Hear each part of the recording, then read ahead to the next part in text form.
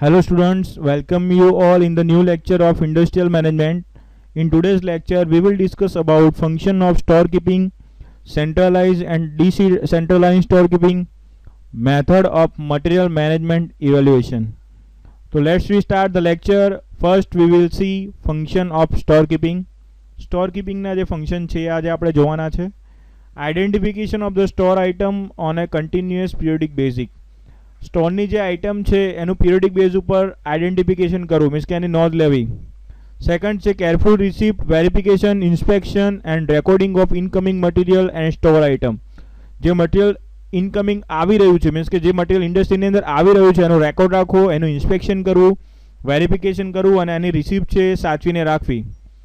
Proper storage of procure item. It also involve the protection of store item from damage, deterioration and pilferage. Means કે જે item આવે છે એનું storage કરવું, બરાબર છે, પ્રોપર રીતે સ્ટોર કરવું, બરાબર છે, એ આઇટમને પ્રોટેક્ટ કરવી, બરાબર છે, કોઈ ડેમેજ ના થાય, બરાબર છે, એનાથી કોઈ ઘસારો ના લાગે એ રીતે એને સ્ટોર કરવી પ્રોપર રીતે. Timely and quick issue of store item to various needy department against their material request note. જે ટાઈમે જે ડિપાર્ટમેન્ટને જે મટીરિયલની રિક્વાયરમેન્ટ છે એ ટાઈમે એને મટીરિયલ જે છે એ ક્વિકલી તમે ઇસ્યુ કરી શકો એ રીતે તમારે જે મટીરિયલ છે ગોઠવવાનું છે અને પ્રોપર રીતે આપવાનું છે. Proper recording of physical as well as monetary value of material receipt, issue and balance. બરાબર છે, પ્રોપર તમારે જે છે એ રેકોર્ડ રાખવાનો છે, ફિઝિકલ રીતે પણ મટીરિયલ રાખવાનો છે એઝ વેલ એઝ તમે એક્સેલ શીટની અંદર પણ મટીરિયલ જે છે એ કેટલું એક્સેલ શીટની અંદર પણ રેકોર્ડ રાખવાનો છે, ફિઝિકલ પણ રાખવાનો છે અને કેટલું બેલેન્સ છે, બરાબર છે, મીન્સ કે મટીરિયલ આપણી જોડે કેટલું અવેલેબલ છે એનું બેલેન્સ કરવાનું. This is done in the bin card where the material are stored and also in the store ledger at the centralized account office of the store department. તો friends, બિન card અને store લેડજર જે છે તમારી માટે નવી વસ્તુ છે. બિન કાર્ડ કોને કહેવામાં આવે તો મટીરિયલ જે છે એ મટીરિયલને આપણે જેની અંદર ભરીએ છીએ એ પ્લાસ્ટિકનો જે પાત્ર હોય છે એને આપણે બિન કહીએ છીએ. અને બિન કાર્ડની અંદર બિનનો જે નંબર છે એ લખેલો હશે, મટીરિયલ જે છે એ લખેલું હશે, એનો આપણે કોડ કોઈ અસાઇન કરેલો હોય સ્ટોર માટે તો એ લખેલો હશે. સ્ટોર લિડજરની અંદર મીન્સ કે ખાતા વહી જે છે આપણે જોડે મટીરિયલ જે આવે છે ઇન થાય છે તો એની આપણે એન્ટ્રી કરીએ છીએ, આઉટ થાય છે તો એની આપણે એન્ટ્રી કરીએ છીએ. તો એન્ટ્રી કરવા માટે સ્ટોરની જે ખાતા વહી છે એને આપણે સ્ટોર લિડજર કહીએ છીએ. તો મટીરિયલનું બિન કાર્ડ છે એની અંદર મેક્સિમમ ક્વોન્ટિટી, મિનિમમ ક્વોન્ટિટી કેટલી છે અને ક્યારે બિનની અંદર કેટલી વસ્તુ થાય ત્યારે તમારે રીઓર્ડર આપવાનો છે એ લખેલું હશે. એના સિવાય ડેટ અને પરચેઝ ક્વોન્ટિટી, બરાબર છે, ઇસ્યુ ક્યારે કર્યું, બરાબર છે, એ બધી ડેટ અંદર જે છે મેન્શન કરેલી હશે તો એને આપણે બિન કાર્ડ કહીએ છીએ. એ જ રીતે આપણે સ્ટોર લિડજરની વાત કરીએ તો એની અંદર નંબર લખેલો હશે મટીરિયલનો, એના સ્પેસિફિકેશન જે લખેલા હશે, કયા નંબરના બિનમાં મટીરિયલ પડેલું છે એ લખેલું હશે, મટીરિયલનો કોડ હશે અને એને કઈ જગ્યાએ લોકેટ કરેલું છે મટીરિયલને એ પણ લખેલું હશે. મેક્સિમમ ક્વોન્ટિટી, મિનિમમ ક્વોન્ટિટી અને રીઓર્ડર લેવલ છે એ સ્ટોર લિડજર જે છે એની અંદર પણ મેન્શન કરેલું હશે, બરાબર છે. ડેટ કેટલી એની જે રિસિપ્ટ છે એ, પછી ઇસ્યુ ડેટ ક્યારે મટીરિયલ ઇસ્યુ કર્યું એ અને આપણી જોડે કેટલું બેલેન્સમાં મટીરિયલ છે એની પણ અંદર નોટ કરેલી હશે. તો તમને આશા રાખું છું કે સ્ટોર લિડજર અને બિન કાર્ડ વિશે ખબર પડી ગઈ હશે. Proper housekeeping of store item in the form of cleaning, washing, counting, replacing and other form of the specific requirement of the different material items. બરાબર છે, proper housekeeping of store. Housekeeping એટલે સાફ સફાઈ પ્રોપર રીતે કરવી જોઈએ, બરાબર છે, એને આપણે હાઉસકીપિંગ કહીએ છીએ. તો જે એમએનસી કંપની છે એની અંદર તો આનું બહુ ધ્યાન રાખવામાં આવે છે, મટીરિયલ ઉપર જે છે ડસ્ટ અને ડર્ટ કશું જામેલું ના હોય, એકદમ ક્લીન ઇન્ડસ્ટ્રી હોય, બરાબર છે, અને પ્રોપર હાઉસકીપિંગ જે છે દરેક ઇન્ડસ્ટ્રી મેન્ટેન કરે જ છે. Periodical physical verification of stock item needed by the account department for quarter and year end basis, બરાબર છે. તો આપણે ફિઝિકલ આઇટમ આપણા જોડે એક્સેલ શીટની અંદર કેટલું મટીરિયલ છે તો બરાબર છે, પણ એના સિવાય ફિઝિકલી આપણી જોડે સ્ટોક છે કે નહીં, કેટલો સ્ટોક છે. ઘણી વખત એવું હોય કે એક્સેલ શીટમાં 100 આઇટમ બતાવતી હોય પણ ફિઝિકલી આપણે કાઉન્ટ કરવા જઈએ તો 80 આઇટમ જ હોય, બરાબર છે. તો એ વખતે તમારે આપણે અમુક ક્વાર્ટર યર મીન્સ કે યરના એન્ડમાં અથવા તો 6 મહિને તમારે એ જે મટીરિયલ છે એની કેલ્ક્યુલેશન કરવી જોઈએ. Disposal of surplus, scrap, wastage, defective and obsolete item of regular basis and as per the policy of the મેનેજમેન્ટની જે પ્રમાણે પોલિસી છે એ પ્રમાણે સ્ક્રેપ, સરપ્લસ જે આઇટમ છે એને નિકાલ કરો એ પણ સ્ટોર કીપિંગનું કામ છે. Proper coordination with other related department like purchase department, બધા ડિપાર્ટમેન્ટ જોડે પ્રોપર કોઓર્ડિનેશન જોઈએ, બરાબર છે. ઇન્ડસ્ટ્રીની અંદર જેટલા બી ડિપાર્ટમેન્ટ છે એ બધા ડિપાર્ટમેન્ટ જોડે કોઓર્ડિનેશન જોઈએ. જે ડિપાર્ટમેન્ટને જે ટાઈમે મટીરિયલની જરૂર છે એ ટાઈમે મટીરિયલ આપવું જોઈએ. ઇન્ડસ્ટ્રીની અંદર પ્રોપર કોઓર્ડિનેશન જે છે બહુ જરૂરી છે. જો કોર્ડિનેશન નહીં હોય તો દરેક આપણું જે ગોલ એચીવ કરવાનો છે, પ્રોડક્શનવાળા પ્રોડક્શનનો ટાર્ગેટ એચીવ નહીં કરી શકે, સેલ્સવાળા સેલ્સનો ટાર્ગેટ છે એચીવ નહીં કરી શકે, ડિસ્પેચવાળા જે છે પ્રોપર રીતે મટીરિયલ ડિસ્પેચ નહીં કરી શકે, બરાબર છે. અને at the end of year તમારું જે ઇન્ક્રીમેન્ટ તમને જે મળવાનું હોય એ નહીં મળે. ઓકે, તો પ્રોપર કોર્ડિનેશન જે છે એ બહુ જરૂરી છે. ઓકે, સેન્ટ્રલાઇઝ સ્ટોર કીપિંગની આપણે વાત કરીએ તો સેન્ટ્રલાઇઝ સ્ટોર કીપિંગની અંદર તમે જોઈ શકો છો ફ્રેન્ડ્સ, સેન્ટ્રલાઇઝ સ્ટોર કીપિંગ કોને કહેવામાં આવે છે? તો અહીંયા સેન્ટરની અંદર સ્ટોર આપેલો છે. તમારે મોલ્ડિંગ અને કાસ્ટિંગની કોઈ પ્રોડક્ટનો વસ્તુ જોઈએ છે તો એ પણ તમને સ્ટોરમાં મળશે, ફાઉન્ડ્રીની વસ્તુ છે એ પણ સ્ટોરમાં મળશે, પેટર્ન કોઈ બનાવી છે તો એની પણ વસ્તુ તમને સ્ટોરમાં મળશે, ફિટિંગ શોપ છે એની વસ્તુ પણ સ્ટોરમાં મળશે, ફોર્જિંગ શોપ છે એની વસ્તુ પણ સ્ટોરમાં મળશે, હીટ ટ્રીટમેન્ટ કરવી છે તો પણ તમને સ્ટોરમાં જ આઇટમ મળશે, મશીનિંગ શોપ છે એની પણ આઇટમ સ્ટોરમાં મળશે, પેકેજિંગ અને સ્ટોરિંગ મીન્સ કે ટૂંકમાં બધી જે તમારી ઇન્ડસ્ટ્રીની અંદર પ્રોસેસ થાય છે એની જે રો મટીરિયલ છે એક જ જગ્યા ઉપર લોકેટ કરેલું હોય તો એને આપણે કહીએ છીએ સેન્ટ્રલાઇઝ સ્ટોર કીપિંગ. ઓકે, એના ફાયદા છે, અમુક ફાયદા કયા કયા છે એ આપણે જોઈ લઈએ. તો overall storage space requirement is less compare to decentralize. આપણે બધું એક જ જગ્યાએ મૂકીએ છીએ એટલે સ્પેસની રિક્વાયરમેન્ટ જે છે ઓછી થશે. Large number of item can be purchase and hence quantity discount can be avail as well as ordering cost can be reduce. આપણે લાર્જ નંબર આઇટમ આપણે પરચેઝ કરીએ છીએ, બરાબર છે, એટલે ઓર્ડરિંગ કોસ્ટ જે છે એ ઘટશે અને આપણે જે કેરિંગ કોસ્ટ છે એ પણ ઘટશે, બરાબર છે. અને તમે વધારે ક્વોન્ટિટીમાં બલ્કમાં વસ્તુ લો છો એટલે તમને ડિસ્કાઉન્ટ જે છે એ પણ અવેલેબલ થશે. Overall investment in storage equipment such as cabinet, rack, bin, ETC will be less. Overall investment આપણે બધું એક જ જગ્યાએ સ્ટોર કરીએ છીએ એટલે અલગ અલગ દરેક ડિપાર્ટમેન્ટ માટે સ્ટોર કરવાની જરૂર નહીં પડે, દરેક પ્રોસેસ માટે અલગ અલગ સ્ટોર કરવાની જરૂર નહીં પડે. એટલે કેબિનેટ, પછી રેક હોય છે, બરાબર, આપણે જે વસ્તુ મૂકીએ છીએ એનો ઘોડો કહીએ ને, ઘોડો ગુજરાતીમાં એને રેક કહેવાય. બીન એટલે આપણે પ્લાસ્ટિકના જે પાત્રોની અંદર મટીરિયલ મૂકીએ છીએ એને બીન કહીએ છીએ. એ બધું આપણે ઓછું જોઈશે. ઓવરઓલ રિક્વાયરમેન્ટ ઓફ મેન પાવરની જરૂરિયાત, સ્ટોર એક જ જગ્યાએ ઓપરેટ થાય છે તો મેન પાવરની જરૂરિયાત છે ઓછી થઈ જશે. Standardisation of material can be easy and hence material variety can be reduce. Standardise material જે છે એનો આપણે યુઝ કરી શકીશું એન્ડ હેન્સ મટીરિયલની જે વેરાયટી છે એમાં પણ ઘટાડો થશે. Control over store activities can be easy. અમે ઇઝીલી સ્ટોરની જે એક્ટિવિટીઝ છે એને કંટ્રોલ કરી શકશો. લેસ ઓવરઓલ એડમિનિસ્ટ્રેટિવ એક્સપેન્ડિચર, બરાબર, ઓવરઓલ એડમિનિસ્ટ્રેટિવ માટે જે સ્ટોરનો જે ખર્ચો આવે છે ઓછો આવશે. ડિસએડવાન્ટેજ કયા કયા છે સ્ટોર કીપિંગના? તો ફર્સ્ટ જોઈએ, since all the department get material from one store, delay in the getting material some time affect production schedule. પ્રોડક્શનનું જે શિડ્યુલ છે એને ઘણી વખત ઇફેક્ટ કરે છે કેમ કે દરેક ડિપાર્ટમેન્ટ જે એક જ જગ્યાએથી મટીરિયલ લેશે, બરાબર છે, એટલા માટે શું થશે કે ભાઈ મટીરિયલ જે જગ્યાએ મળે છે ત્યાં આગળ થોડીક ભીડ જેવું થઈ જશે, અથવા તો કોઈ ડિપાર્ટમેન્ટ 2 કે 3 ડિપાર્ટમેન્ટ સાથે મટીરિયલ લેવા આવશે તો એવા કેસમાં સ્ટોરવાળાનું કામ વધી જશે, બરાબર છે, તો ડિલે થઈ શકે છે. હાયર મટીરિયલ હેન્ડલિંગ કોસ્ટ, મટીરિયલનો હેન્ડલિંગ કોસ્ટ જે વધી જશે, બરાબર છે. સ્ટોર સેન્ટ્રલમાં હોય છે એટલે મટીરિયલ જે છે એ તમારે એક જ જગ્યાએથી લઈ જવું પડે છે એટલે મટીરિયલનો જે હેન્ડલિંગ કોસ્ટ છે એ વધી જશે, વધારે લેબર તમારે મટીરિયલ હેન્ડલિંગ માટે રાખવા પડશે. Chance of large scale damage in case of fire, thief and other accident. બધું મટીરિયલ એક જ જગ્યા ઉપર હોય, માની લો કે કોઈ ફ્લેમેબલ કેમિકલ છે એની જોડે આપણે બધું જ મટીરિયલ રાખેલું છે તો માની લો કે એમાં આગ લાગે છે તો એના કારણે બધું મટીરિયલ છે એ સળગી જવાના ચાન્સીસ છે, એટલે લાર્જ સ્કેલ ઉપર ડેમેજ થઈ શકે છે, ચોરી થઈ શકે છે અને કોઈ એક્સિડન્ટના કારણે પણ પ્રોબ્લેમ થઈ શકે છે. Chance of wrong issue of material due to lack of proper communication between different department and store. ઘણી વખત એ મટીરિયલ જે છે એ ખોટું ઇસ્યુ થઈ જતું હોય છે, તમે જે પાર્ટ લખેલો હોય એ પાર્ટની જગ્યાએ બીજો પાર્ટ તમને આપી દેવામાં આવે છે, તો એવા કેસમાં સેન્ટ્રલાઇઝની અંદર એ પ્રોબ્લેમ વધારે થશે કેમ કે અલગ અલગ સ્ટોર, ધારો કે એક સ્ટોરમાં મટીરિયલ જે છે એ 15 નંબરનું જોઈએ છે અને બીજા સ્ટોરમાં મટીરિયલ જે છે 16 નંબરનું જોઈએ છે, તો ઘણી વખતે બંનેનો શેપ જે છે એમાં થોડોક ડિફરન્સ હોય તો સ્ટોરવાળો પ્રોપર ધ્યાન ના રાખે તો એવા કેસમાં પ્રોબ્લેમ થઈ શકે છે. ડિસેન્ટ્રલાઇઝ લોકેશન જે છે તમે જોઈ શકો છો કે આમાં એસ લખેલો છે, બધા સ્ટોર છે, બરાબર છે. મોલ્ડિંગ અને કાસ્ટિંગ જે છે તો એના માટે અલગથી સ્ટોર રાખેલો છે, ફાઉન્ડ્રી માટે પણ અલગથી સ્ટોર છે, પેટર્ન મેકિંગ માટે પણ અલગથી સ્ટોર છે અને ફિટિંગ શોપ માટે પણ અલગથી સ્ટોર રાખેલો છે. એ જ રીતે હીટ ટ્રીટમેન્ટ માટે પણ સ્ટોર અલગથી રાખેલો છે, મશીન શોપ અને પેકેજિંગ માટે પણ સ્ટોર અલગથી રાખેલો છે. તો એને અલગથી સ્ટોર જો રાખેલો હોય તો એને ડિસેન્ટ્રલાઇઝ સ્ટોર કીપિંગ કહેવામાં આવે છે, બરાબર છે. એડવાન્ટેજની આપણે વાત કરીએ તો કયા કયા એડવાન્ટેજ છે? તો ક્વિક ઇસ્યુ ઓફ મટીરિયલ જે છે આપણે ક્વિક ઇસ્યુ કરી શકીએ છીએ, બરાબર છે. મટીરિયલ હેન્ડલિંગ કોસ્ટ જે છે ઓછો થશે, લાર્જ સ્કેલ ડેમેજ થવાના ચાન્સીસ ઓછા થશે કેમ કે બધાના પર્સનલ સ્ટોર હશે, મટીરિયલ હેન્ડલિંગ રિડ્યુસ થશે. એ વાત થઈ ગઈ આપણે. નો કોમ્યુનિકેશન ગેપ બિટવીન સ્ટોર અને ડિપાર્ટમેન્ટ વચ્ચે કોઈ પણ કોમ્યુનિકેશન ગેપ નહીં જોયું હોય, બરાબર છે, અને ફાસ્ટર અને ઇફેક્ટિવ ફંક્શન થઈ શકશે. પણ ડિસએડવાન્ટેજ કયા કયા છે? તો પહેલાના જે એડવાન્ટેજ છે, બરાબર છે. સેન્ટ્રલાઇઝ કીપિંગના એ જ આના ડિસએડવાન્ટેજ છે. ઓકે, ડિસએડવાન્ટેજની આપણે વાત કરીએ તો આમાં આપણે અલગ અલગ જે રેક અને આપણે જોઈએ કે સ્ટોર કરવા માટે વધારે સ્પેસ જોઈશે, મેન પાવર વધારે જોઈશે, અલગ અલગ સ્ટોર માટે અલગ અલગ માણસો રાખવા પડશે. બરાબર છે. એટલે પહેલાંના જે એડવાન્ટેજ છે એ જ આના ડિસએડવાન્ટેજ છે. ઓકે, હવે આપણે જોઈએ method of evaluation of inventory. તો એમાં ફર્સ્ટ મેથડ છે FIFO, first in first out. જે મટીરિયલ તમારી ત્યાં ફર્સ્ટ આવ્યું છે એ ફર્સ્ટ આઉટ થવું જોઈએ. બીજું છે લાસ્ટ ઇન ફર્સ્ટ આઉટ. આ જે છે એ ઇન્વેન્ટરી માટેની મેથડ છે.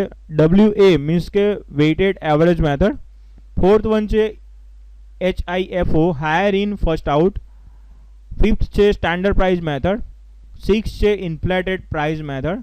7 છે રિપ્લેસમેન્ટ પ્રાઇસ મેથડ અને 8 છે એકચ્યુઅલ પ્રાઇસ મેથડ. તો આમાં આપણે ફર્સ્ટ જોઈએ ફર્સ્ટ ઇન ફર્સ્ટ આઉટ.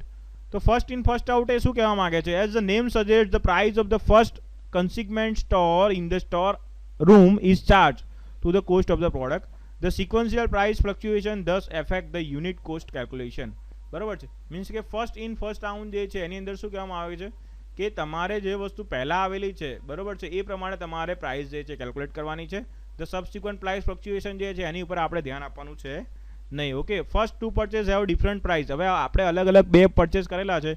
પહેલું 100 kg છે 10 રૂપિયા પરચેસ કર્યું છે અને પછી 200 kg છે 11 રૂપિયા પરચેસ કર્યું છે. દેન આપણે total 120 kg are issue from for production. બરાબર છે. આ 20 kg હશે એટલે તમારે 120 kg ટોટલ આપણે ઇસ્યુ કરીએ છીએ. બરાબર છે. તો તમારે અંડર ફીફો પ્રમાણે 120 kg ઇસ્યુ કરીએ છીએ તો કોસ્ટ કઈ રીતે કાઉન્ટ કરશો? તો તમારે ફર્સ્ટ 100 kg છે એના 10 રૂપિયા પ્રમાણે 1000 થશે. બરાબર છે. ફૂલ ઇસ્યુ ઓફ ઓલ્ડ સ્ટોક અને નેક્સ્ટ 20 kg જે છે એનું આપણે 11 રૂપિયા પ્રમાણે 220 રૂપિયા થશે. એટલે એ તમારે કેટલા 100 1000 પ્લસ 220 કરશો એટલે 1220 રૂપિયા સેકન્ડ જે તમે મંગાવ્યું છે એ વસ્તુના થશે. તો એ પ્રમાણે તમારું કોસ્ટ જે છે અલગ અલગ કાઉન્ટ કરવાનો છે. Falling price trend it result in two over pricing. બરાબર છે. આનો ગેરફાયદો કયો છે? તો જ્યારે આપણે ભાવ ઘટે છે બરાબર છે તો એ વખતે ઓવર પ્રાઇઝિંગ થવાના ચાન્સીસ રહે છે. બરાબર છે. પ્રાઇસ વધી જવાના ચાન્સીસ રહે છે અને કસ્ટમર જે છે એનાથી ઘટશે. બરાબર છે. ધારો કે પહેલું આપણે 1000 kg મંગાવ્યું છે, 100 kg મંગાવ્યું છે, 10 રૂપિયાના ભાવે મંગાવ્યું છે તો આપણે એ પ્રમાણે ભાવ લઈએ છીએ. બાકી પછી 20 kg મંગાવ્યું છે તો એનું 11 રૂપિયા મંગાવ્યું છે તો આપણે કસ્ટમર જોડેથી એ પ્રમાણે ભાવ લઈએ છીએ. તો ઘણી વખતે મટીરિયલના ભાવ ઘટે એ વખતે તમારે શું થશે? તો એ વખતે ઓવર પ્રાઇઝિંગ થઈ જશે. અને બીજું કે જ્યારે કસ્ટમર જે છે એને ઓવર પ્રાઇસ થઈ જાય એટલે કસ્ટમર જે છે ઘટવાના ચાન્સીસ રહેશે. ભાવ વધે એવા કેસમાં શું થશે? તો એ વખતે તમારા પ્રાઇસ જે છે અંડર પ્રાઇસ થશે અને એ વખતે તમારો પ્રોફિટ જે છે એમાં ઘટાડો થશે. ઓકે, તો આ ફીફોમાં આ વસ્તુ તમારે ધ્યાન રાખવાની છે. લાસ્ટ ઇન ફર્સ્ટ આઉટની અંદર આપણે જોઈએ તો under LIFO method issue price is consider on the basis of the price of the latest consignment arrive and store. જે લેટેસ્ટની અંદર મટીરિયલ આવ્યું છે એ પ્રમાણે તમે ભાવ જે છે નક્કી કરશો. Consider the above detail method under the LIFO price unit costing will be done as under the issue of 120 kg material જે છે બરોબર છે એ તમને 11 રૂપિયાના ભાવે આપેલું છે તો ટોટલ એના 1320 રૂપિયા થશે. Out of 200 kg of second arrival 120 kg will B issues. બરોબર છે. મીન્સ કે પાછળથી 20 kg જે છે બરોબર છે એ આવેલું છે. બરોબર છે. તો ટોટલ તમારે બધા જે ભાવ છે એ 1320 પ્રમાણે ગણવાના છે. The impact of rising and flooring price will be opposite to the FIFO. ફીફોની અંદર જે વસ્તુ થતી હતી એનાથી ઓપોઝિટ આની અંદર થશે. બરોબર છે. ભાવ વધે તો ફીફોની અંદર જે વસ્તુ થતી હતી એનાથી ઓપોઝિટ કામ થશે. ભાવ ઘટે તો પણ ફીફોની અંદર જે વસ્તુ થતી હતી એનાથી ઓપોઝિટ કામ થશે. ઓકે, ઇન્ડસ્ટ્રીની અંદર આ બધી વસ્તુ જે છે ખાસ ધ્યાનમાં રાખવામાં આવે છે. ઇન્વેન્ટરીની અંદર તમે ડિસ્પ્લેની અંદર કામ કરતા હશો તો ફીફો જે છે પછી લીફો જે છે આ પ્રમાણે પ્રાઇસ જે છે નક્કી કરવામાં આવે છે. In rising price loss of customer and falling price loss of profit. તમારો જો ભાવ વધશે તો કસ્ટમર ગુમાવવાનો વારો આવશે અને ફોલિંગ પ્રાઇસ છે બરાબર છે તો એ વખતે તમને પ્રોફિટ જે છે એ ઘટશે. બરાબર, કેમ કે તમે લાસ્ટ જે મટીરિયલ આવે છે એ પ્રમાણે તમે પૈસા ગણો છો. ઓકે, WA છે તો weighted average price under this method up to the time of material issue the weighted average of all the previous quantity in kg and the respective price is consider four unit costing. તમે જે material purchase કર્યું છે એ પ્રમાણે તમે એનું average કરશો, એને આપણે વેટેજ એવરેજ કહીએ છીએ. Consider out of above example the weighted average will be calculated as under. તમે ફર્સ્ટ જે છે 100 kg 10 રૂપિયાના ભાવે લો છો તો એનો 1000 રૂપિયા ભાવ થશે. બાકીનું જે 200 kg જે છે 11 રૂપિયાના ભાવે લો છો તો એના 2200 રૂપિયા થશે. તો ટોટલ તમે 300 kg લીધું એના 3200 રૂપિયા ભાવ થયો હવે 3200 ભાગ્યા તમે 300 કરશો એટલે તમને એની એવરેજ મળશે 10.67 બરાબર છે. તો તમારે એ પ્રમાણે જે છે સેલિંગ પ્રાઇસ ને બધું એ પ્રમાણે નક્કી કરવામાં આવે છે. તો એને વેટેજ એવરેજ મેથડ કહેવામાં આવે છે. પછી છે HIFO મીન્સ કે higher in first out. Under this method the stock lying in the store room at various price the higher price stock will be charge to the production department. બરાબર, જે વધારે ભાવ છે એ પ્રમાણે આપણે ચાર્જ કરવામાં આવે છે. તો એનાથી તમે 3 સિક્વન્શિયલ પરચેસ કર્યા છે. પહેલું 100 kg જે છે 10 રૂપિયાના ભાવે લીધું છે, સેકન્ડ 200 kg 11 રૂપિયાના ભાવે લીધું છે, અને ત્રીજું જે છે 500 kg 10.5 ભાવે લીધું છે.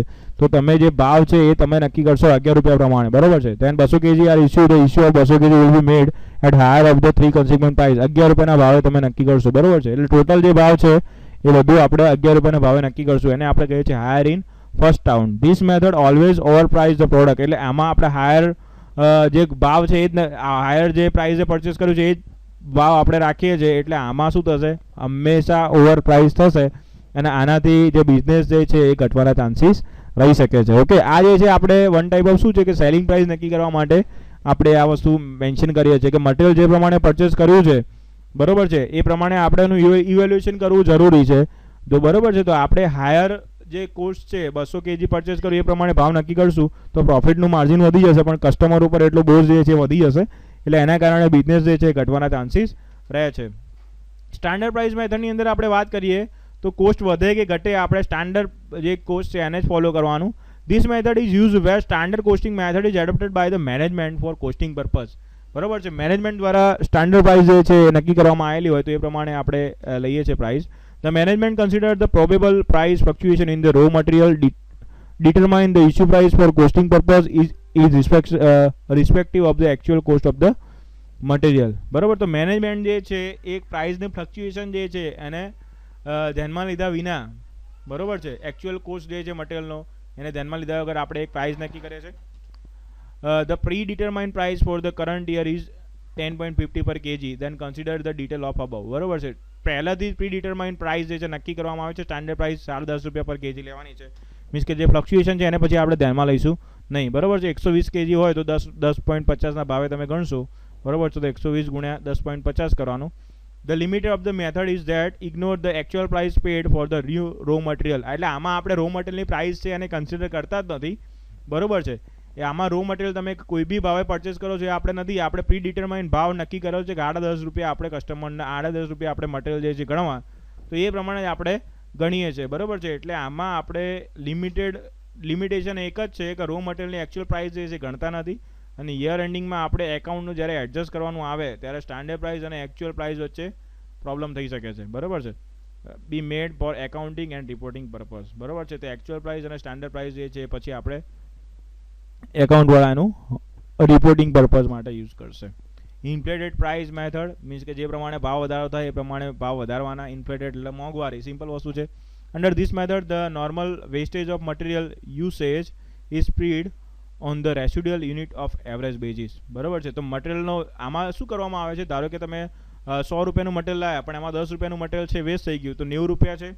તો એની જે પછી 90 રૂપિયા જે છે તો પછી 90 રૂપિયા પ્રમાણે એવરેજ જે છે સેટ કરવામાં આવે છે. જો અહીં લખેલું છે every unit bears the proportion of wastage in the form of higher rate than the actual purchase price. Actual price purchase price કરતાં વેસ્ટેજ તમે કાઉન્ટ કરવા જાઓ તો પ્રાઇસ જે વધી જશે.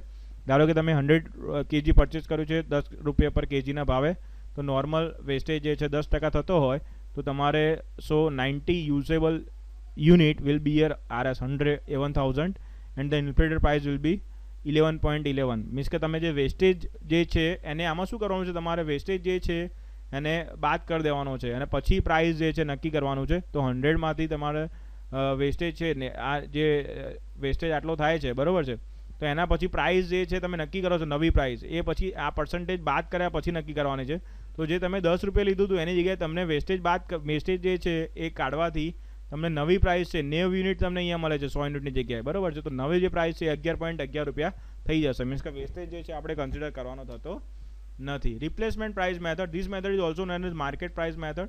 When the material in the storeroom is used, then it is assumed that it will be replaced on the date of use and the prevailing price will be traded as the issue price. તમને જે ભાવે purchase કરેલું છે એ ભાવે તમને ધારો કે એવું કહે છે ઘણી વખત દુકાનમાં લેવા જાઓ તો એમ કે કે આ 35ના ભાવની છે, આના પછી નવી જે આવી છે 40ના ભાવની છે, એટલે તમને એ 35ના ભાવે તમને મળી જશે કોઈ વસ્તુ. તો એ વસ્તુ છે, તમને જે ભાવે ઇસ્યુ કરેલું છે એ પ્રમાણે વસ્તુ મળી જાય. Thus this method consider the actual price paid for the material, but the difference between the purchase price and the market price of the date of issue create account problem. બરોબર છે, એટલે એકાઉન્ટના problem જે છે થઈ શકે છે. બરોબર છે, એકચ્યુઅલ પ્રાઇસ અને પરચેસ પ્રાઇસની ડેટના લીધે. ઓકે, હવે એકચ્યુઅલ પ્રાઇસ મેથડ જે છે, તો under this method the material issue to the production department are charge at the actual price paid for the respective material. Actual પ્રાઇસની અંદર તમને મટીરિયલ માટે જેટલી પ્રાઇસ આપેલી છે એ પ્રમાણે તમે ચાર્જ લો છો. When the specific material which are not in stock and purchased for some specific job, then such material issued to the such specific job are charged with the actual purchase price. બરોબર છે, actual purchase price છે એ પ્રમાણે જ આપણે material જે છે એ લઈશું. કોઈ સ્પેશિયલ પર્પઝ માટે કોઈ મટીરિયલ યુઝ કરતા હોય તો પણ for a certain specific job the list of material to be used in an list in a document known as bill of material. બરાબર છે, બિલ ઓફ મટીરિયલ શું છે એ પણ આપણે આગળના લેક્ચરમાં ડિસ્કસ કરીશું. The actual purchase price is consider four costing purpose. Actual purchase price છે એ કન્સિડર કરશો. બરોબર છે, તો એ એકચ્યુઅલ પરચેસ પ્રાઇસની મેથડમાં આવશે. As the actual raw material costing are consider there is a no need of accounting adjustment for the price purpose. એટલે એકાઉન્ટવાળાને કોઈ પણ પ્રકારની એડજસ્ટમેન્ટ, કોઈ પણ પ્રકારનો ભાવ ગણવામાં તકલીફ પડશે નહીં. ઓકે, તો આ એનો એક બેનિફિટ છે. Method of codification of store. સ્ટોરનું આપણે કોડિફિકેશન કરતા હોય તો એડવાન્ટેજ કયા કયા છે કોડિફિકેશનના? આપણે સ્ટોરની અંદર જે વસ્તુ રાખેલી છે, બરોબર છે, એને આપણે કોડિફિકેશન કરીશું કે કયા બિનની અંદર કઈ વસ્તુ છે, એનું કલર કોડિંગના આધારે અલગ અલગ મેથડ છે. તો કોડિફિકેશનના ફાયદા તમને શું થશે? તો લોકેટિંગ the require material from store become easy and faster. બરોબર છે, મટીરિયલ તમે લોકેટ કરો છો એટલે તમારું એ મેથડ જે છે ઇઝી અને ફાસ્ટર થઈ જશે. તમારે કોઈ મટીરિયલ જોઈએ છે તો રેકોર્ડ જે છે એ પ્રોપર રહેશે. અને શોર્ટર મટીરિયલનું ડિસ્ક્રિપ્શન, બરોબર છે, મટીરિયલનું ડિસ્ક્રિપ્શન જે છે શોર્ટ થઈ જશે. By correlating store location with material code, store of same material are different place can be avoided. બરોબર છે, એટલે કોડિંગ કરેલું હશે તો અલગ અલગ સ્ટોરની જગ્યાએ આપણે એક જ જગ્યાએ મટીરિયલ જે છે રાખી શકશું કોડિંગના આધારે. Material having similar characteristic can be store at the same location. એક જ કેરેક્ટરિસ્ટિક વાળા મટીરિયલ જે છે એક લોકેશન પર સ્ટોર કરી શકીશું. Flexibility in recording and storing new material. New મટીરિયલને તમારે સ્ટોર કરવા માટે અને એનો રેકોર્ડ રાખવામાં ફ્લેક્સિબિલિટી રહેશે. કોડિંગની જે મેથડ છે કઈ છે? તો numerical method, alphabetic method, pneumonic method, block method અને કલર સ્કીમ મેથડ જે છે એનો આપણે યુઝ કરીએ છીએ. ન્યુમેરિકલ મેથડની અંદર આપણે શું કરીએ છીએ? તો નંબર આપી દઈએ છીએ. ધારો કે 1 થી 10 હોય તો સ્ટીલ રાઉન્ડ બાર માટે છે, 11 થી 20 હોય તો સ્ટીલના ફ્લેટ માટે છે, 101 થી 110 છે કન્ઝ્યુમેબલ માટે છે, 201 થી 300 છે કેમિકલ માટે છે. તો આ નંબર પ્રમાણે તમે મટીરિયલ જે છે ગોઠવો છો. આલ્ફાબેટિક મેથડની અંદર આપણે શું કરીએ છીએ? તો આલ્ફાબેટ પ્રમાણે એ જે છે સ્ટીલ રોડ માટે છે, ડબલ એ જે છે સ્ટીલ ફ્લેટ માટે છે, મીન્સ કે પહેલામાં નંબર વાપરતા હતા, આમાં આલ્ફાબેટ વાપરે છે. બી જે છે કન્ઝ્યુમર માટે છે. ન્યુમેરિક મેથડની અંદર આપણે શું કરીએ છીએ? તો આમાં આપણે જે ધારો કે એસઆર છે તો સ્ટીલ રોડ એટલે સ્ટીલનો એસ અને આરનો રોડ એટલે એસઆર.